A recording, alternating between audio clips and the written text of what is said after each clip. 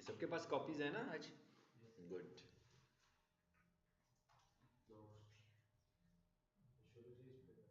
आज से कॉपी इन्हें कोई स्टूडेंट भेज दे, कल से ही कॉपी लाएंगे। इतना कुछ मोबाइल पे नहीं करना। वो जैसे इम्तिहान होता है ना, उसमें कैलकुलेटर यूज करना हो, फिर भी वो कहते हैं यार मोबाइल नहीं यूज करना। थोड़ा सा मूड सिर्फ बनाना है ना, मूड बना होगा तो फिर बहुत कुछ आके बेहतर होगा। एक पढ़ने वाला मूड होना चाहिए हमारा। चलो,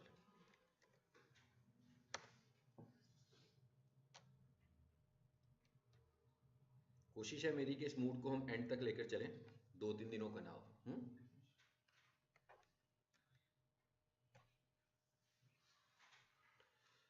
प्रीवियस क्लास में हम लोग बात कर रहे थे वेबसाइट्स कितनी तरह की होती हैं, यानी जब हमारे पास किसी वेबसाइट में आना है वो तो बन के आ जाएगी, लेकिन एक्चुअली वो बनी किस में होगी, कहाँ कहाँ वेबसाइट्स बन सकती हैं। ठीक है, सो हमारे पास वेबसाइट्स बनाने के ना 2 प्लेटफॉर्म्स हैं। सीएमएस,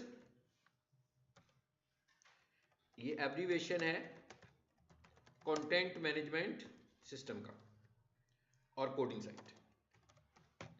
अब शॉपिफाई कह लें, विक्स कह लें, वर्डप्रेस कह लें, भाई ये जो भी ब्ला ब्ला ये सब कुछ है ना, ये सब सीएमएस है।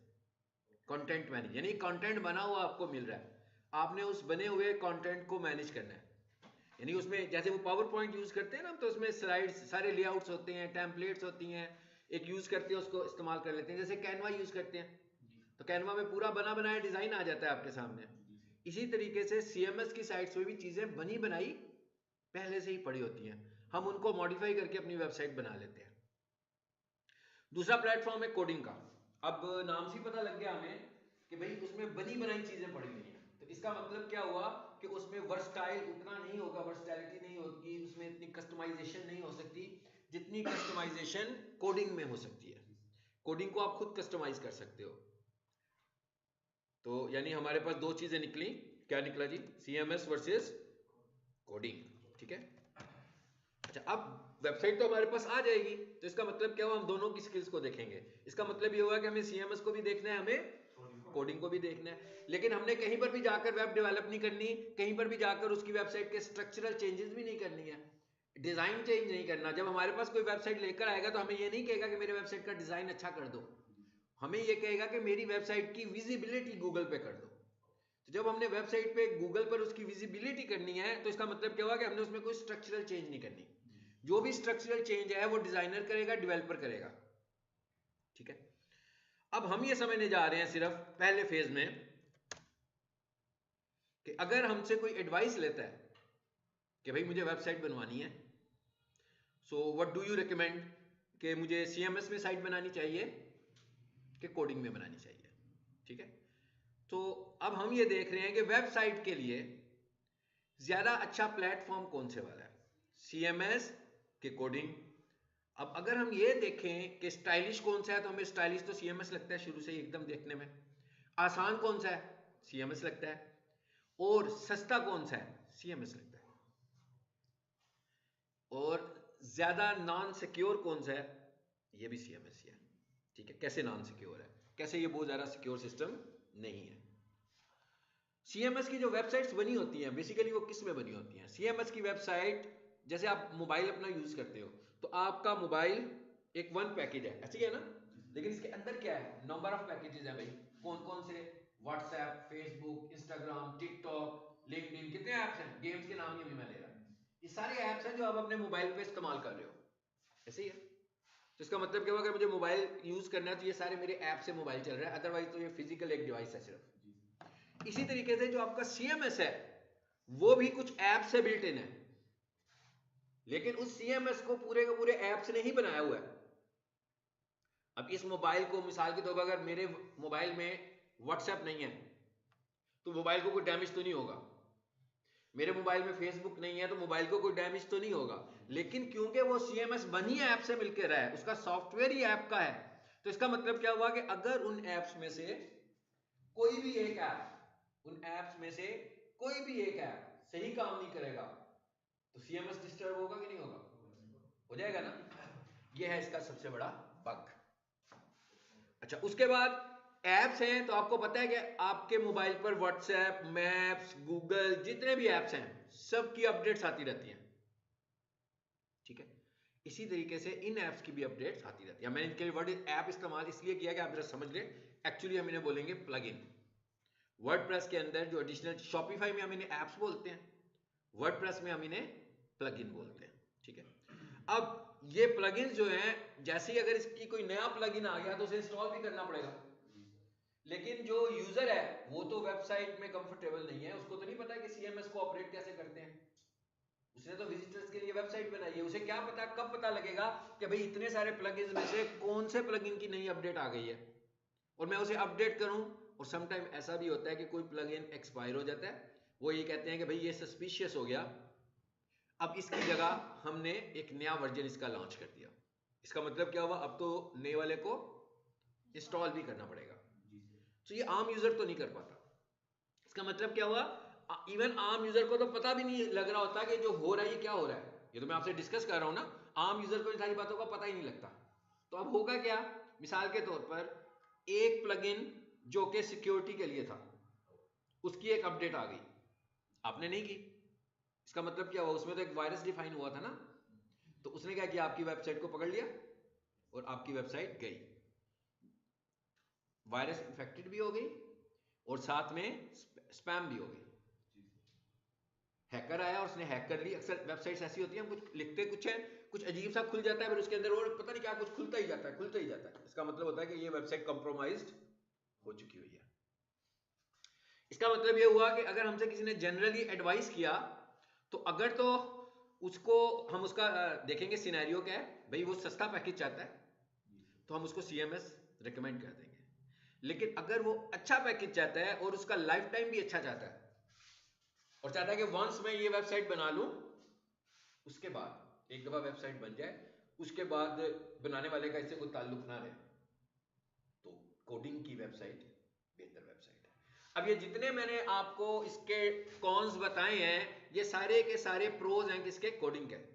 कोडिंग को किसी भी ऐप की जरूरत नहीं, किसी प्लगइन की जरूरत नहीं, भी कोडिंग से तो सब कुछ चल रहा है। इवन आपने सीएमएस की वेबसाइट की एसईओ करनी है तो हमें एसईओ के लिए भी पैकेज की जरूरत है। एसईओ करने के लिए हमें प्लगइन्स इंस्टॉल करने पड़ेंगे, ठीक है।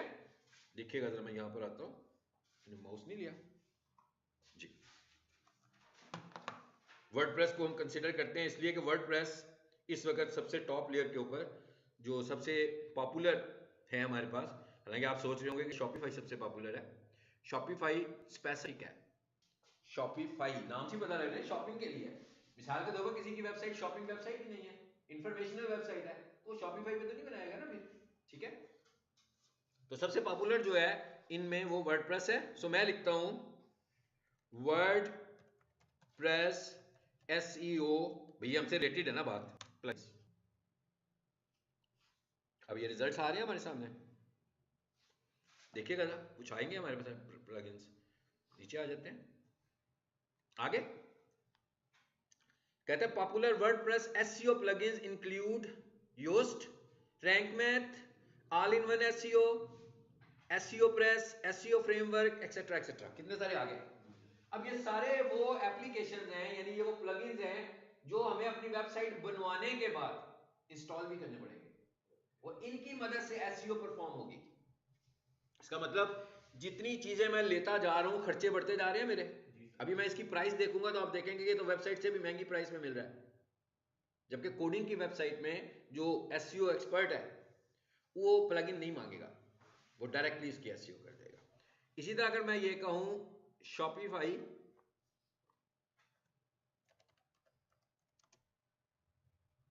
एसईओ प्लगइन्स, वैसे उसको उधर उसको हम ऐप बोलते हैं लेकिन लिख के एंटर कर लेते हैं आगे ना, बेस्ट एसईओ एप्स।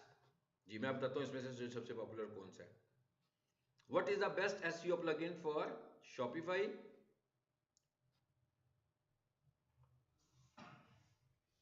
जी आगे। इनमें जो सबसे अच्छा है, जो कि वहां पे नजर नहीं आपको आ रहा होगा, अवाडा। कितने नंबर पर आ रहा है, 5-6 नंबर पर आ रहा है, मगर ये सबसे अच्छा है, सबसे ज्यादा फ्रेंडली है, ये भी खरीदना पड़ेगा, इसकी भी कॉस्ट है। तो इसका मतलब क्या हुआ कि एसईओ करने के लिए अगर किसी की वर्डप्रेस की वेबसाइट होगी तो हम उसे कहेंगे कि भाई ये प्लगइन भी लेकर दो हमें। मैं तो नहीं खरीदूंगा ना, अगर मैं खरीद रहा हूँ तो मैं अपने पैकेज में इसकी प्राइस रख लूंगा, सिंपल सी बात है। चलो अब हम ये इस वक्त करके आ रहे हैं basically CMS versus coding, comparison कर रहे हैं कि सीएमएस वर्सेस कोडिंग। तो अब हमें अंदाजा हो रहा है जबकि कोडिंग की जो वेबसाइट होती है वो कस्टमाइजेबल है। भाई कोडिंग हुई है तो कस्टमाइजेशन ही है, coding is the name of customization, कि कस्टमाइज किया हुआ है कि इस तरह कर दो, इस तरह कर दो, इस तरह कर दो, ठीक है। अब उसका क्या फायदा है, इसका ये फायदा है कि आज अगर मैंने 4 साल पहले कोडिंग में किसी से वेबसाइट बनवाई और आज मैं उसमें कुछ अपग्रेडेशन चाहता हूं, कोडिंग सबसे बेस्ट कोडिंग कौन सी है, पीएचपी। यानी हमें सिर्फ इतना देखना है ये लैंग्वेज क्या होती है, ये कैसे काम करती है, इसको तो हमने कंसर्न नहीं है ना, हम वेब डेवलपर नहीं है। लेकिन जो इस वक्त सबसे टॉप लैंग्वेज है वो पीएचपी है, ठीक है। यानी इसका मतलब क्या हुआ कि अगर मुझसे कोई रिकमेंडेशन मांग रहा है तो मैं उसे क्या रिकमेंडेशन दे रहा हूं कि भाई अगर आपने कोडिंग की वेबसाइट बनानी है तो किस प्लेटफॉर्म पे बनवाओ, पीएचपी के। भाई आप अगर कोई बंदा कहे कि भाई ये पीएचपी तो बड़ी पुरानी लैंग्वेज है, अगर हम वर्डप्रेस को चेक करें और वर्डप्रेस के थीम में जाएं, मतलब थीम का क्या मतलब है, वो जो उन्होंने हमारे सामने एक होम पेज बनाकर दिया हुआ है, तो उसके पीछे भी तो कोडिंग होगी ना, वर्डप्रेस की भी तो कोडिंग है। वर्डप्रेस खुद से पीएचपी को यूज करता है, बट क्योंकि वो वर्डप्रेस है तो वो पीएचपी का एक लिमिटेड यूज कर चुका हुआ है। इवन कोई नई चीज आ जाती है, कोई नया इमेज फॉर्मेट आ जाता है, जबकि जब उसने उसको डिजाइन किया था वर्डप्रेस को उस वक्त फॉर इंस्टेंस वो नहीं था, तो इसका मतलब क्या हुआ कि वर्डप्रेस तो उसको रिकॉग्नाइज नहीं करेगा अनटिल कि उसकी कोडिंग में जाकर वर्डप्रेस वाले कोई एडिशन ना करें कि भाई अब ये एक और नया इमेज फॉर्मेट आ गया है। और ऐसा हुआ था, एक इमेज फॉर्मेट है जिस जो हम पढ़ेंगे आगे जाकर, उसे हम बोलते हैं next generation image format, web P. Web P का जब इमेज फॉर्मेट लॉन्च हुआ था तो बहुत महीने तक वर्डप्रेस को उसका पता ही नहीं था कि भाई क्या चीज है। यानी हम उसको जब वो वाली इमेज देते थे तो उसे अंडरस्टैंड ही नहीं करता था कि इमेज कौन सा है। फिर जब उन्हें पता लगा उन्होंने इसकी एक अपडेट दी अपने पीएचपी के अंदर, और फिर जब वो अपडेट आई तो उसने उसे रिकॉग्नाइज करना शुरू कर दिया, ठीक है। सर पीएचपी लैंग्वेज है कोई? पीएचपी प्रोग्रामिंग लैंग्वेज है, ठीक है। यानी हमसे रिलेटेड नहीं है, लेकिन हम क्योंकि हम समझ रहे हैं ना कि भाई हमारे पास वेबसाइट तो आ रही है ना, वेबसाइट कैसे बनी हुई है, हम उसका मैकेनिज्म तो समझ लेना थोड़ा सा कि वो कैसे बनी है। हमने कोई लैंग्वेज नहीं पढ़नी इस कोर्स में, हमारा कोई लैंग्वेज का कंसर्न ही नहीं है। अभी हम देखेंगे कि एसईओ किसके साथ कंसर्न्ड है, यानी हमें किस लेवल पर जाकर चेंजेस करनी है एसईओ के लिए, लैंग्वेज के लेवल पर बिल्कुल नहीं करनी। तो इसका मतलब क्या हुआ कि हम भी कोई भी प्रोग्रामेटिक चेंज वेबसाइट में नहीं करने वाले, ठीक है। चलिए अब हमें ये पता लग गया कि भाई कोडिंग, इन शॉर्ट हमने ये डिसाइड कर लिया।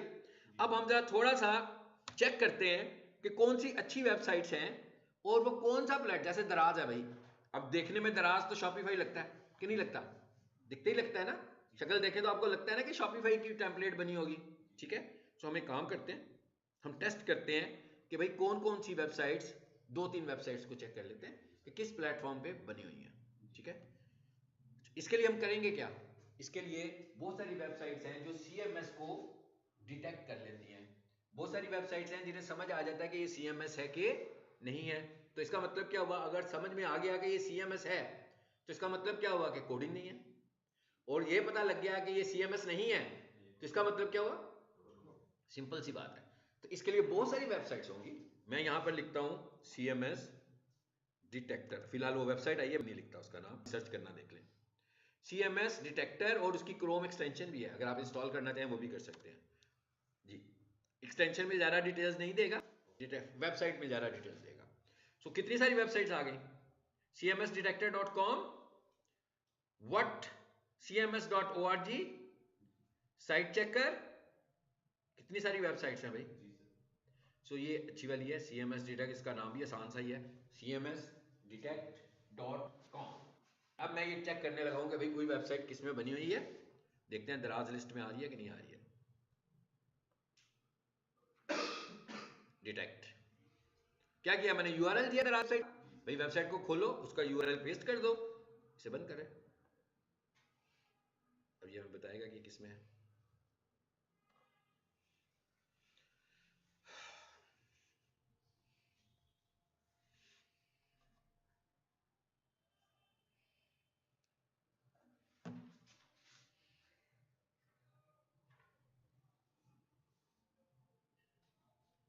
जी क्या मैसेज आया? क्या कह रहा है? कहता है we did not recognise the CMS। इसका मतलब क्या हुआ? ये कोडिंग की वेबसाइट है, ठीक है। तो अब आपने देख लिया, शुरू में ये कोडिंग की नहीं थी, शुरू में ये बहुत शुरू में चले जाए तो ये वर्डप्रेस की ही थी, ठीक है। लेकिन क्योंकि वर्डप्रेस की वेबसाइट इतनी वर्सटाइल नहीं हो सकती कि आप उसमें हर चीज कर सकते हो, तो इसलिए जो कोडिंग की वेबसाइट है वो यूजर कोडिंग की वेबसाइट्स एक्सपेंसिव भी होती हैं। चलिए अब किसी और वेबसाइट को भी देख लेते हैं। ये एक वेबसाइट है जी हमारे पास क्लाइंट की है, ये डेमास्कस किंग्स। इसे लिख के एंटर करते हैं और देखते हैं ये किसमें बनी हुई है। अभी हम इस्तेमाल कर रहे हैं कि वर्डप्रेस की वेबसाइट अलग होती है, शॉपिफाई की वेबसाइट अलग होती है, ऐसी कह रहे हैं ना। चलिए अब ये भी राज आपके सामने खुलने लगा। सबसे ऊपर क्या लिखा हुआ है? damascusking.com इज बिल्ट यूजिंग, मतलब क्या हुआ? ये किसमें बनी है? ये शॉपिफाई की वेबसाइट है, ठीक है। अब हमें लगता है आमतौर पर हमारे सुनने में यही बात है, शायद आपने भी ऐसे ही सुना होगा कि शॉपिफाई की जो वेबसाइट होती है वो वर्डप्रेस की वेबसाइट से बड़ी अच्छी होती है। दोनों ही CMS है, वर्डप्रेस भी CMS है, शॉपिफाई भी CMS है, ठीक है। लेकिन र्यूमर्स क्या है कि भाई शॉपिफाई अच्छा है, वर्डप्रेस अच्छा नहीं है, हालांकि दोनों ही CMS है। अब जरा नीचे आते हैं,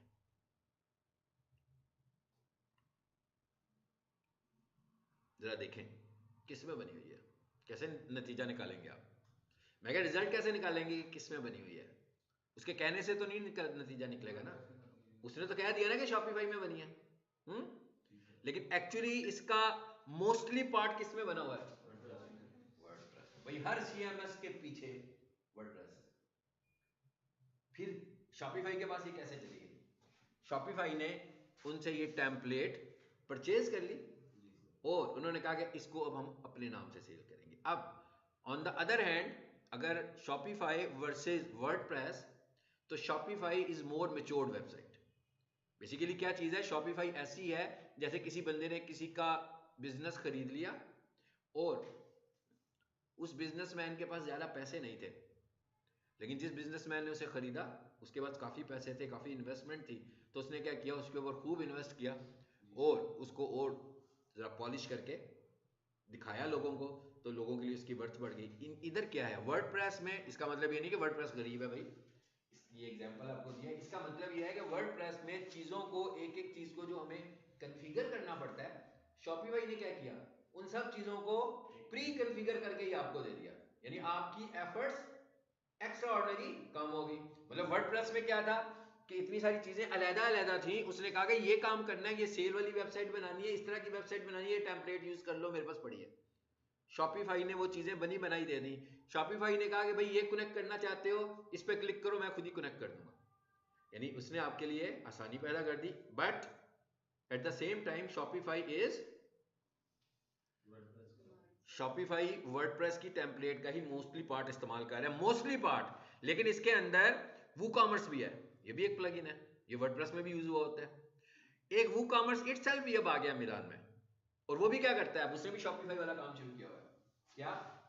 वर्डप्रेस की थीम को खरीदा और उसको टाइटल दे दिया अपना, ठीक है। आई होप कि आपको समझ में आ गया डिफरेंस का दोनों में, ठीक है। अब लेकिन हमारे पास जब वेबसाइट आती है तो बनी हुई आती है, तो बनी हुई वेबसाइट के साथ हम छेड़खानी नहीं करेंगे ना। हम उसको ये तो नहीं कहेंगे भाई ये क्या किया, जुल्म कर लिया अपने ऊपर, क्यों बनवा लिया वर्डप्रेस में साइट को, ठीक है, कोडिंग में बनवाते तो बहुत अच्छा था, उसे तो हम ये नहीं कहेंगे। लेकिन अगर हमसे कोई एडवाइस मांगेगा तो हम उसको ये कहेंगे कि भाई अगर वेबसाइट अभी बनानी है, अभी इन प्रोग्रेस है, तो रिकमेंडेड यही है कि कोडिंग की वेबसाइट बनाओगे तो उसका लाइफ टाइम ज्यादा अच्छा होगा, उस पर आपकी रन टाइम कॉस्ट भी बाद में कम आएगी और उसके सस्पिशियस होने के चांसेस बिल्कुल ना होने के बराबर हैं। और PHP extra ordinary secure platform है प्रोग्रामिंग लैंग्वेजेस में से, सब में से, ठीक है। इसकी सबसे बड़ी एग्जांपल तो यही है कि जो वर्डप्रेस है इसका अपना थीम PHP का है, ठीक है। इससे बड़ी और एग्जांपल क्या हो सकती है? यानी अगर कोई बंदा आपसे कहेगा भाई PHP हो गया पुराना, कहाँ फंसे हुए हो भाई, वर्डप्रेस पे आओ, हाँ, तो वर्डप्रेस का अपना थीम जो है वो PHP में ही कॉन्फ़िगर हुआ हुआ है। चलिए जब आगे चलते हैं बात को लेकर, हमें कुछ चीज़ों का पता लग गया। प्रीवियस क्लास में हमें ये भी पता लग गया था कि डोमेन क्या होती है और होस्टिंग क्या होती है, ऐसी है ना। आज हम लोगों ने जरा ये देख लिया कि CMS वर्सेस कोडिंग। सो हम रिकमेंड कर रहे हैं कि कोडिंग की वेबसाइट ज़्यादा अच्छी है। अच्छा, अब एसईओ वाला पार्ट कहाँ है? देखें, किसी भी वेबसाइट को अगर हम देखें ना, तो ये 3 एलिमेंट से मिलकर बनेगी। वो स्क्रिप्ट नहीं लिखते, लैंग्वेज लिख लेते हैं, ठीक है। उसने कहा भाई 3 चीजों से आपकी वेबसाइट मिलकर बनती है, HTML, CSS और कोई भी लैंग्वेज हो सकती है। उसमें जावास्क्रिप्ट भी हो सकता है, उसमें PHP भी हो सकती है, कोई और लैंग्वेज भी हो सकती है, ठीक है।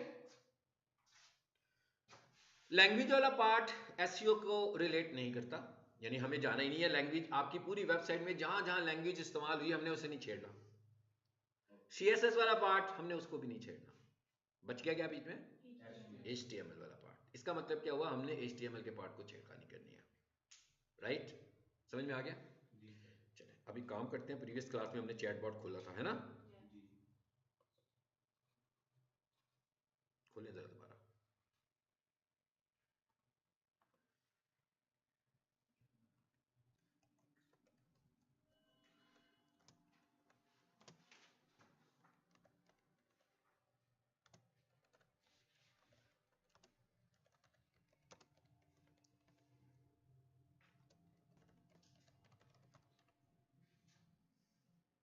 लो जी, मैंने उसे क्या कहा? मैंने कहा मुझे ना एक छोटी सी वेबसाइट बनाकर दो HTML इस्तेमाल करते हुए, ठीक है, of my portfolio, my name is, चलो जी मैंने इसे कुछ डमी सी इंफॉर्मेशन दे देता हूँ, मोहम्मद अली, ठीक है। ओहो, मैंने एंटर कर दिया पहले ही, शायद एंटर से की भी है शायद, देखते हैं। हाँ जी, चलो देख लेते हैं इसने क्या किया।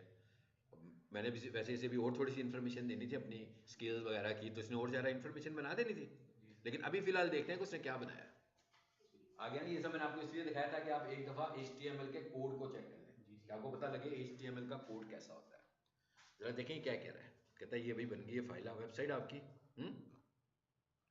क्या बना दिया भाई उसने, देखते हैं। आए ऊपर जरा, ये क्या लिखा, ऊपर लिखा हुआ आ रहा है HTML, ये लिखा हुआ आ रहा है, कॉपी करो इसको। अच्छा, और नीचे आए जरा, बिल्कुल बॉटम पर आ जाए। क्या करना है आपने भाई, सब बता रहा है आपको।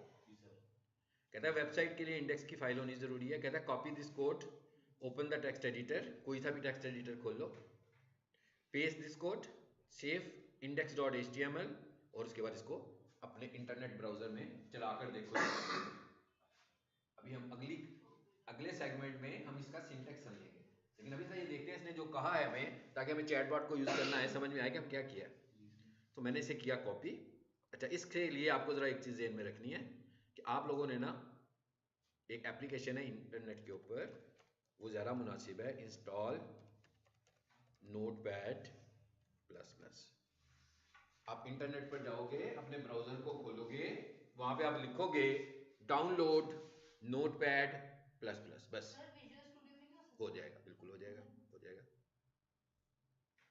क्योंकि विजुअल स्टूडियो आपको विजुअल साथ साथ दिखा के भी बना देता है, इसलिए हम उसे रिकमेंड इसलिए नहीं करते हैं कि फिर हमें जो जितनी डीप कोडिंग की अंडरस्टैंडिंग चाहिए ना, वो हम ले नहीं पाएंगे। लेकिन आप पूछ के भी कोडिंग में जाकर ये काम कर सकते हो, किसी को भी यूज कर सकते हो। चलिए, अब हमने यहाँ लिख दिया जी नोटपैड प्लस प्लस, ये इंस्टॉल हो जाएगा भाई। इसको सिंपली इंस्टॉल करना, तो ऐसा कोई इन्वायरमेंट आपके पास आएगा जो मैं खोलने लगा। ठीक है, एक न्यू पेज खोलते हैं, जो उसने कहा था वही करते हैं। यही कहा था ना उसने। अभी हमें नहीं पता ये क्या हुआ है, हाँ, इसको भी हम समझने वाले हैं, लेकिन अभी हमने कहा जरा एक बनाकर तो देखें क्या होता है। सेव का बटन दबाएं। क्या कहा था उसने? अगर आपने इसको वेबसाइट बनाना है तो इंडेक्स नाम रखो। इससे हमें ये भी पता लग गया कि जो हमारी वेबसाइट होती है,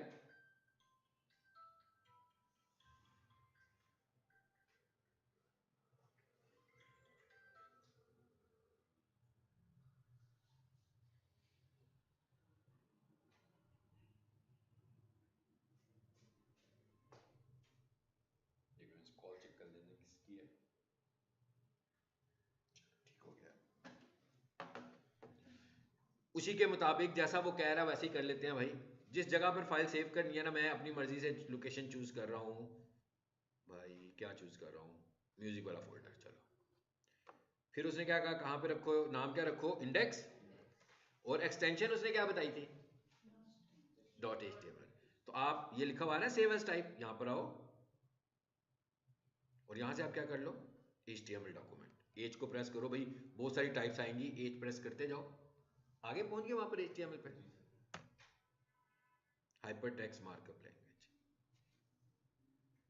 अगर हम इस तरह कोडिंग में काम करेंगे तो हमें ज़्यादा अच्छे तरीके से एक्सपर्टीज होंगी एसईओ के लिए। ठीक है, बन गई फाइल, कहाँ पड़ी है?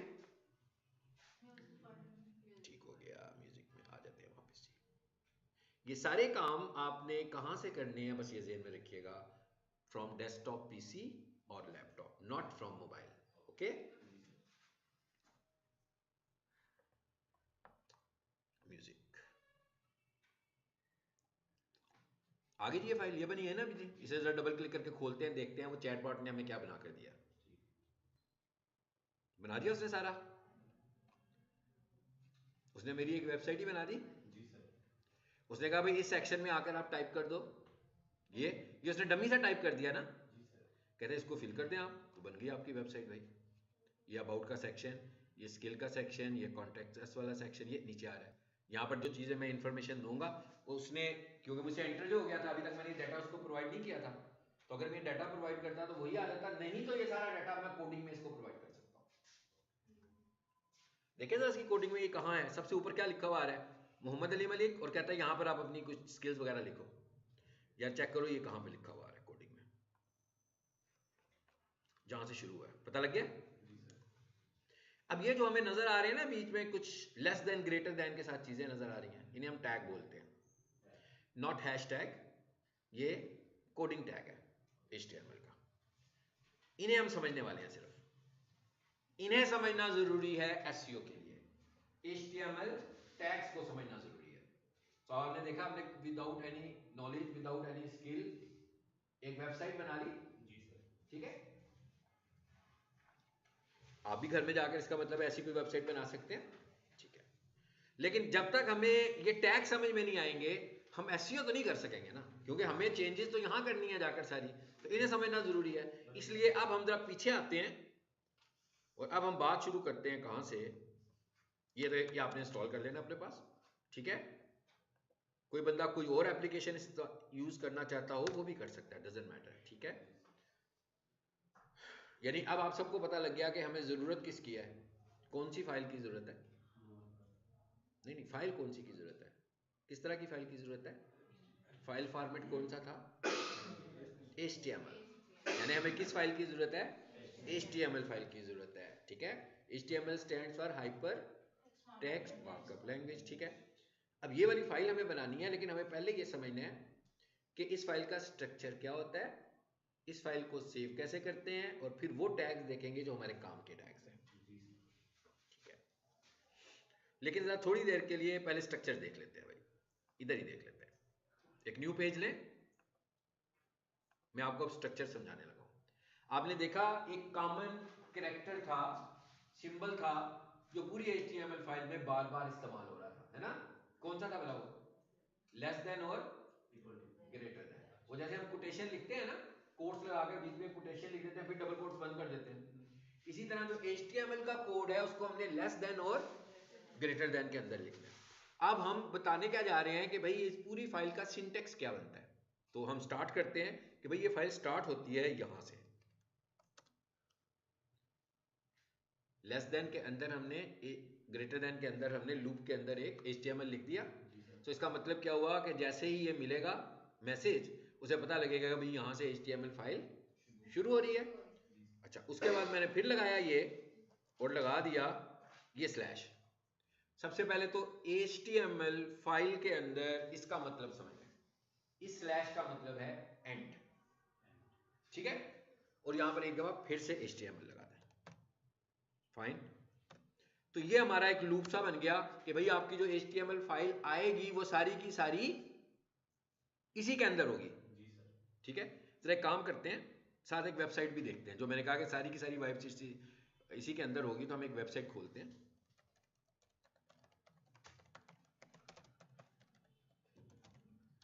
लो जी, मैंने एक सर्च टर्म लिखी, उसके नतीजे में ये एक वेबसाइट आई हमारे पास।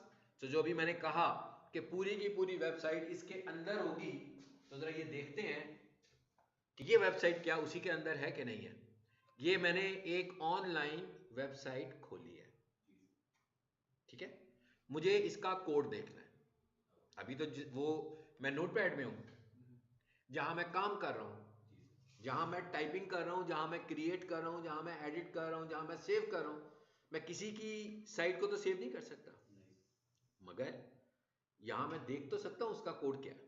ठीक है, सो आपने इसके सोर्स कोड में जाना है। नंबर 1 एक तरीका ये होता है कि खाली जगह पे राइट क्लिक करें, तो ये क्या लिखा हुआ है, व्यू पेज सोर्स, और उसके आगे क्या लिखा हुआ है, कंट्रोल+U। तो कहता है भाई कोई सा भी तरीका यूज कर सकते हो, चाहे कंट्रोल यू कर लो, तो चाहे व्यू पेज सोर्स कर लो। चलिए मैं कंट्रोल यू करता हूं। आगे कोड में पता लग गया ये कहां से स्टार्ट हो रही है। HTML लिखा हुआ है ना सबसे शुरू में, पहली ही लाइन में। दूसरी लाइन में लिखा हुआ है, लेकिन ऊपर तो उसने एक मार्क किया हुआ है, असल में यहां से शुरू हुआ है। बीच में बहुत सारी वेबसाइट है, ऐसे ही है ना। लेकिन अगर मैं इसके एंड पे जाकर देखूं तो क्या है, फिर क्या आ गया, एंड HTML। वही चीज आ गई ना जो अभी हमने बात की है। तो मतलब क्या हुआ, आपकी वेबसाइट का स्टार्ट कहां से हो रहा है, HTML से, और एंड कहां पे हो रहा है, एंड HTML पे। एंड के लिए हम END एंड नहीं लिखते, हम क्या लगाते हैं, स्लैश लगा देते हैं। अच्छा, ये तो हुआ इसका पहला हिस्सा।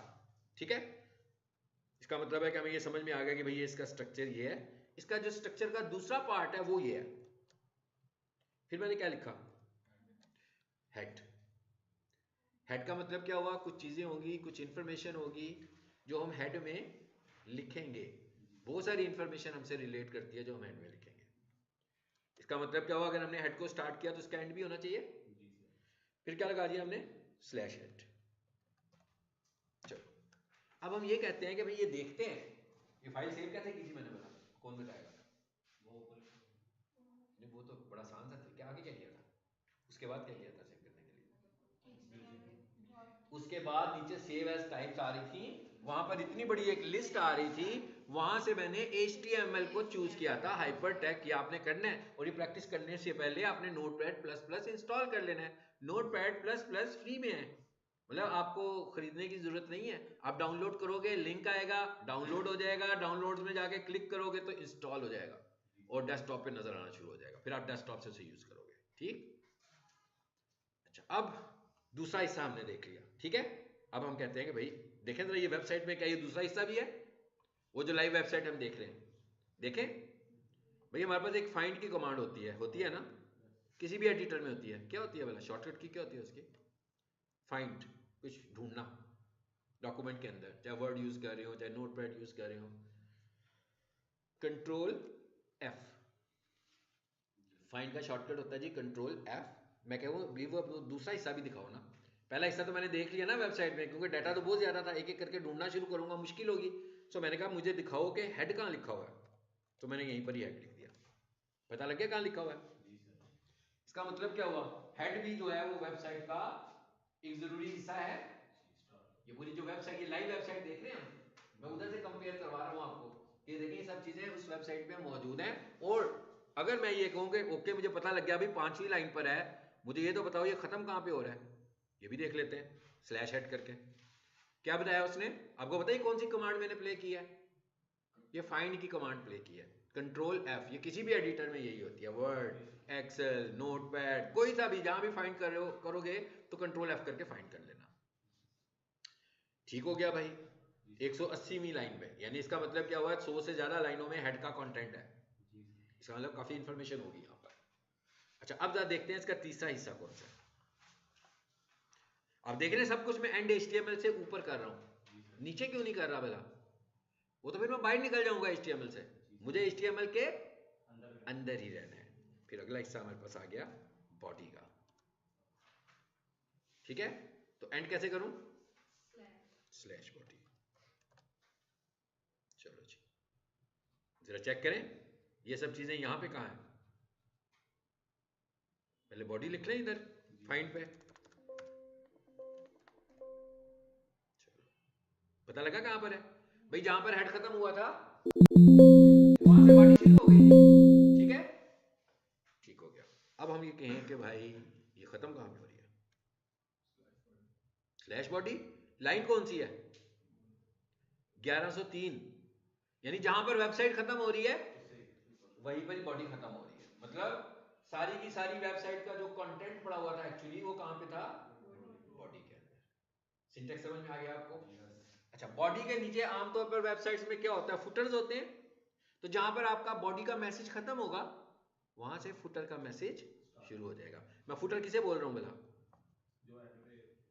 स्टाइल हिस्सा बना होता है ये वाला हिस्सा। यानी मुझे लगेगा ना भाई एंड हो गया हमारा कंटेंट, तो उसके नीचे ये डिजाइन करवा लेते हैं कि नीचे ये सब कुछ आ जाए। ठीक है, सो अब हमें इसका सिंटेक्स समझ में आ गया ना कि किसी भी HTML फाइल का सिंटेक्स क्या होता है। बन गया पूरा सिंटेक्स, यानी जब भी हमने HTML फाइल बनानी है ऐसे ही है। अच्छा, इसका जो बॉडी स्ट्रक्चर है वो किससे मिलता है, इस दुनिया में रहने वाली किसी चीज से मिलता है कि नहीं मिलता? इंसान से मिलता है। हाँ भाई बिल्कुल, दुनिया में इंसान ही रहते हैं ना। हाँ, हम लोगों से इसका स्ट्रक्चर मिलता है कि नहीं मिलता? हाँ, हेड, बॉडी और फुटर, पूरे का पूरा जिसम हमारा ही है इसका भाई। तो जैसे हम काम कर रहे हैं वैसे ये काम कर रही है। अब जो काम आप हेड से कर रहे हैं इसके हेड में भी उसी तरह की कैलकुलेशंस चलेंगी, और जो काम आप बॉडी से कर रहे हैं यानी विजिबिलिटी, वो काम बॉडी में ही हो रहा होगा। तो इसका स्ट्रक्चर बिल्कुल एक ह्यूमन बॉडी के साथ मिलता है। ठीक हो गया, ये बन गया जी हमारा। अब इसको अभी तक हमने अंदर कुछ भी नहीं किया, अभी हमने सिर्फ स्ट्रक्चर डिफाइन किया, यानी क्लासरूम बनाया है, पंखे भी लग गए, कुर्सियां भी रखी गई, व्हाइट बोर्ड भी आ गया, लैपटॉप भी आ गया, डाइस भी आ गया। स्टूडेंट्स और टीचर अभी नहीं आए, हाँ वो अगली क्लास में आएंगे। अभी अब हम सिर्फ फाइनली से देखते हैं इसे हमने सेव कैसे करना है।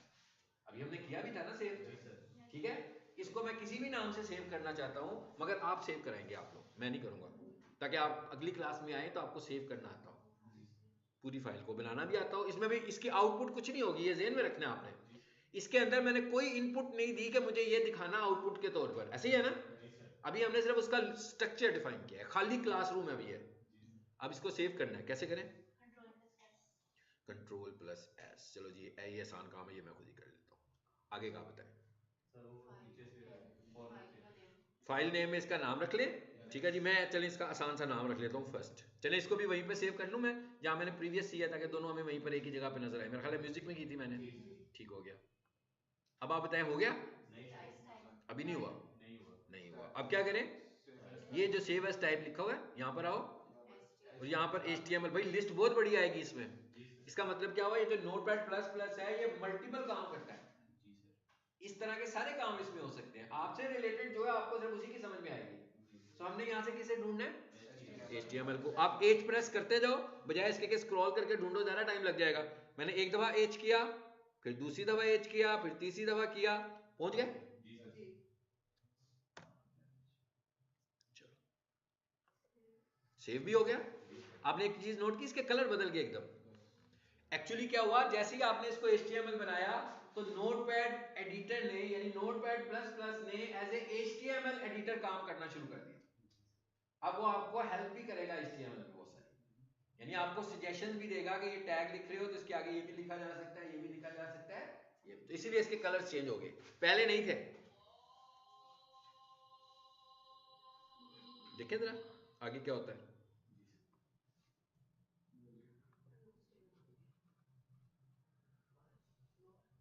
इसे खोलें जरा,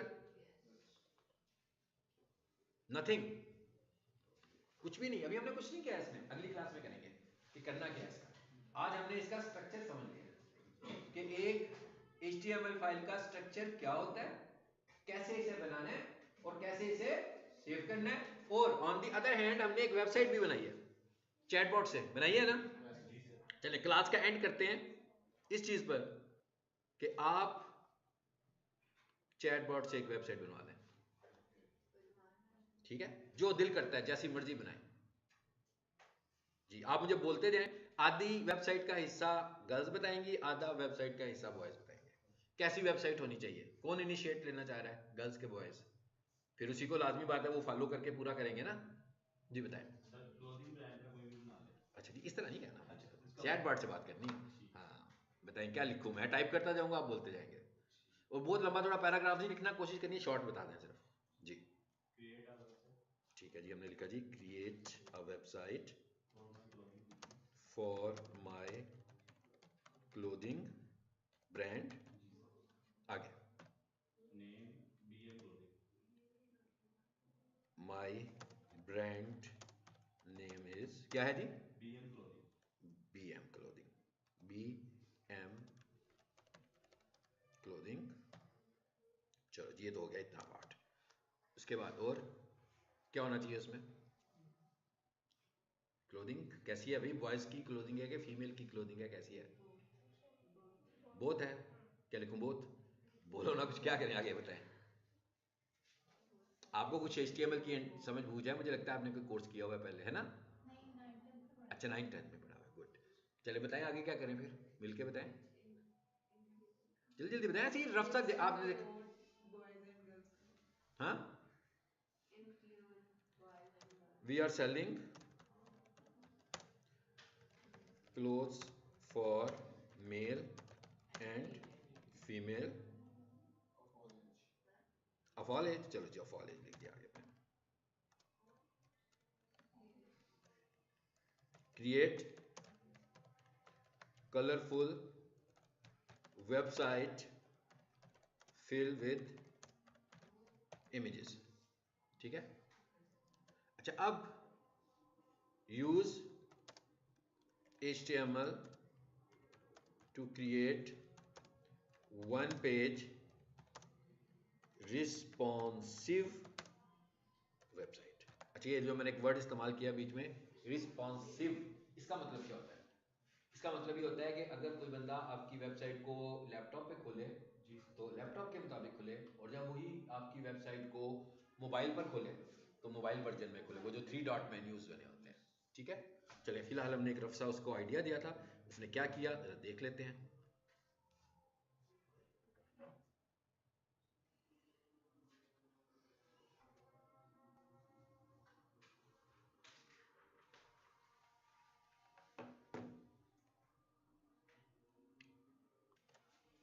कुछ आया? अभी उसने कुछ ऊपर ही भी दी है, कहता भाई ये आपकी एक वेबसाइट बन गई है, क्या करो इसे उसी तरह कॉपी करो। चलिए हम एक काम करते हैं, उधर ही कॉपी कर लेते हैं, इधर कर लें, तो हमने सेव तो किया ही हुआ है। चलिए ये कौन से फाइल में सेव होगी? वो फर्स्ट वाली में होगी सेव।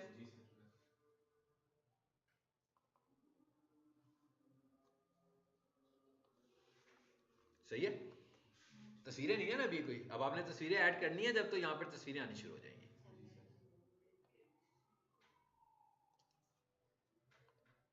शॉप नाउ कहते हैं ये आवर बेस्ट सेलर्स अबाउट, कितना कुछ आ गया, छोटी सी वेबसाइट बनाकर दे दी। अब आपने घर जाके चैटबॉट से खेलना है, ठीक है, कि क्या क्या कर सकता है वो।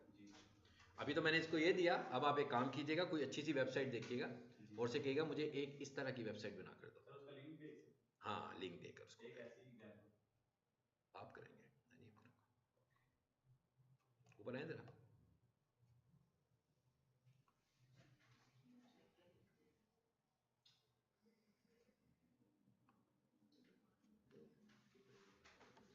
तो मैंने एक शॉर्टकट यूज किया जी F12, ठीक है।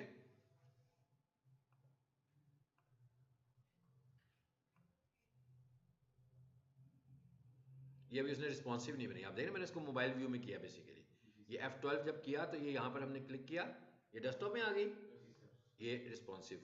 इसका 3 डॉट्स आने चाहिए थे यहाँ पर, जैसे हम उस पर क्लिक करते, अभी उसने नहीं किया इसको। तो मैं अभी चैट बॉट से और बातें भी कर सकता हूँ कि भाई ये इस तरह की है, इसके अंदर ये वाली चेंज अभी करो, ठीक है। सो आपको पता लग गया कि किसी भी वेबसाइट को देखना हो कि वो रिस्पॉन्सिव है कि नहीं है। F12 करें, समझ में आया? 3 डॉट मेन्यू आ गया। लेकिन जब ये उस पर जाएगी, बड़ी स्क्रीन पर जब ये जाएगी तो इस तरह मेन्यूज दिखाएगी, और जब ये मोबाइल पर आएगी तो इस तरह की वेबसाइट को हम बोलते हैं रिस्पॉन्सिव, ठीक है। ये कुछ साल पहले हर वेबसाइट ऐसी ही होती थी, रिस्पॉन्सिव नहीं होती थी। इसका मतलब क्या हुआ, उसने जिस तरीके से डेस्कटॉप पे नजर आना है उसने उसी तरीके से मोबाइल पे भी नजर आना है, ठीक है। सो अब इन सब चीज़ों को हम इंशाल्लाह आगे चलकर सीखने वाले हैं।